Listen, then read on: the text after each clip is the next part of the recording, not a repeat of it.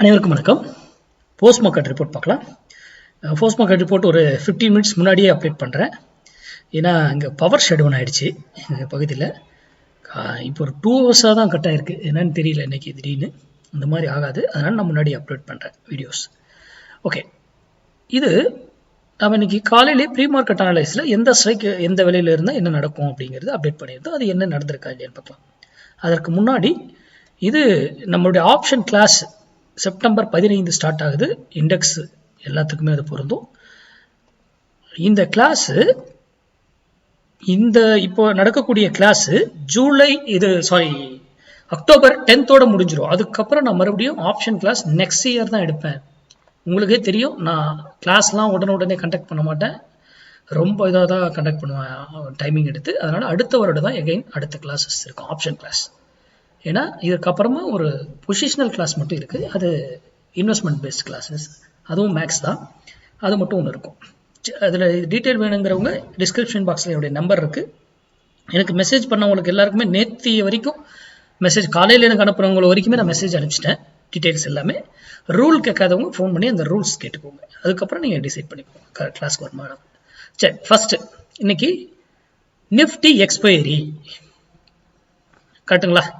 எக்ஸ்பைரியா இருந்தும் 0 to 0 கால் எடுக்கணும்னு நினைக்கிறவங்க, நான் பண்ணுறது கிடையாது. ஸ்டூடெண்ட் சொல்லிக் கொடுக்குறதோட சரி, நான் பண்ண மாட்டேன். ஏன்னா அதில் 0ன்னு ஒரு வார்த்தை இருக்குன்னு நான் எப்பவுமே சொல்லிக்கிட்டு இருப்பேன்.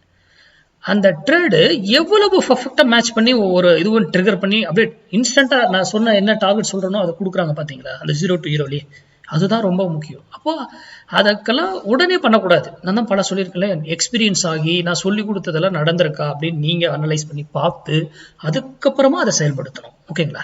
சரி, இன்னைக்கு நம்ம என்ன கொடுத்துருந்தோம்? 25,300 புட்டு 86 ரூபாய்க்கு கீழே இருந்தா நிஃப்டி அப் சைடு, 86 ரூபாய்க்கு மேலே இருந்தால் நிஃப்டி டவுன் சைடு. நம்ம காலையில் அப்டேட் பண்ணியிருந்த வீடியோ லெவலில் இங்கே பாருங்கள், இது என்ன பண்ணியிருக்குன்னு பாருங்கள். 86. சரி, இது இங்கிருந்து போனவர் ஏன் இங்க இதானாரு? ஒரு இங்கிருந்து ஒரு 330cc பைக்ல ஸ்பீடா போயிருக்காப்புல. இங்க போன உடனே யாரோ ஒருத்தவங்க ஆக்சிடென்ட் பண்ணி இடிச்சிட்டாங்க, அப்படியே இதுவாகிறாரு. ஏன்னா 330cc ரேஸ் பைக் ரேஞ்சில் இருக்கும். அப்போ அதுக்கான பாதுகாப்பு கவசங்கள் எல்லாம் அவர் போட்டிருப்பாரு. இடிச்ச உடனே கீழே வந்துட்டு இவ்வளோ நேரம் அங்க என்ன பண்ணிட்டு இருக்காரு,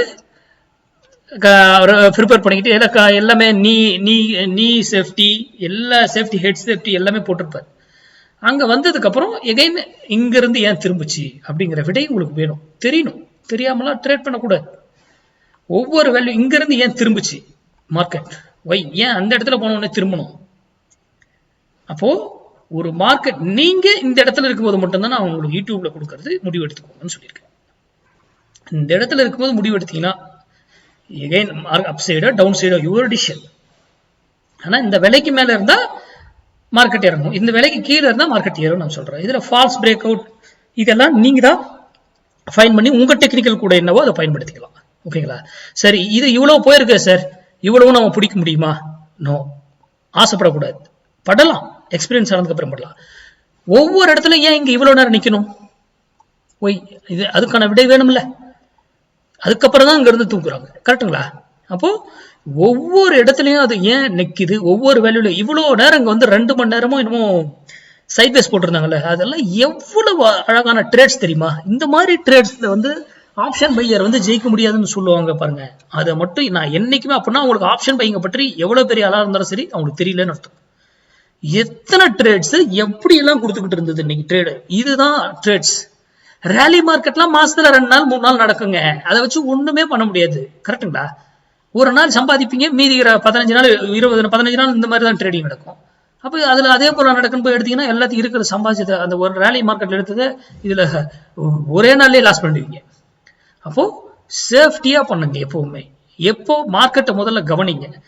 எவ்வளவு நாட்கள் ரேலி நடக்குது, என்ன நடக்குது அப்படிங்கிறதுலாம். மார்க்கெட்டே எவ்வளவு ரேஞ்சில் நடக்கும், ஒரு நாளைக்கு எப்படி சைட்வேஸா நடக்குமா, கொஞ்சம் மூவ்மெண்ட் இருக்குமா, இல்ல ரேலியா நடக்கும், எல்லாமே நம்மளால கண்டுபிடிக்க முடியும் அனலைஸ் பண்ணா. மேக்ஸ் எல்லாமே மேத்தமெட்டிக்ஸ், கணக்கு.